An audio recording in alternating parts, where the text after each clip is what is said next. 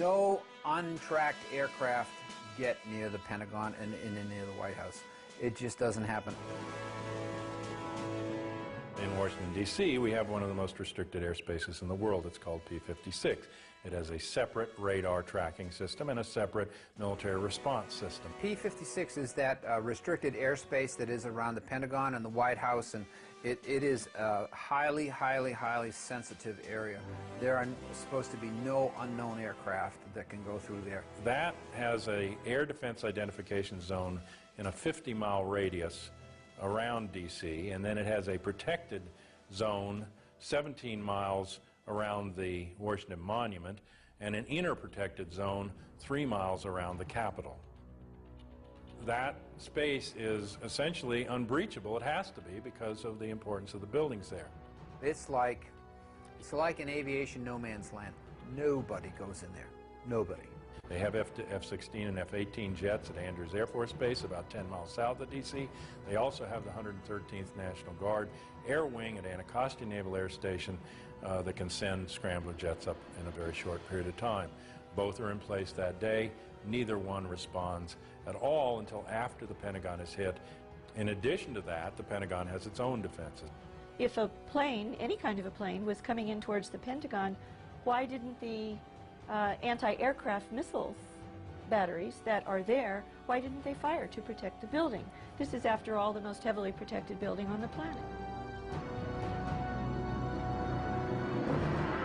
That craft had to have been a military craft, because only the military craft put out a signal. It's called an Identify Friend or Foe IFF device. And only the military craft would be allowed to approach the building. The two radar systems that the military radars, defensive radar systems, read are a civilian transponder and a military transponder. Military transponder is called IFF. Civilian aircraft do not have an IFF transponder. They are not given that capability, okay? So if there was a 757, American 757, that went into the Pentagon, for example, and it shut off its transponder, it didn't have a military IFF transponder on it. So it was a primary target. It's a primary target going into that airspace. Should have been shot down. What I'm describing to you is a breakdown in standard operating procedure by FAA, NORAD, P-56, and the Pentagon, all on the same day, in the middle of, after 9/05, what was known nationally to be a terrorist attack. And it makes no sense. Nobody goes in there. This is, after all, the most heavily protected building on the planet. This doesn't make any sense at all. The Pentagon symbolizes our military power in the world. And they had hit it. And to this day, nobody knows what they hit it with, whether it was an airplane or whether it was a missile. And our government will never tell us, so we just kept wait for the French to explain it. What hit it? What's going on? There is nobody anywhere at any point in this entire investigation that has said that is positively American 77. They suppose it, they presume it, they assume it, they say this is what we think it is.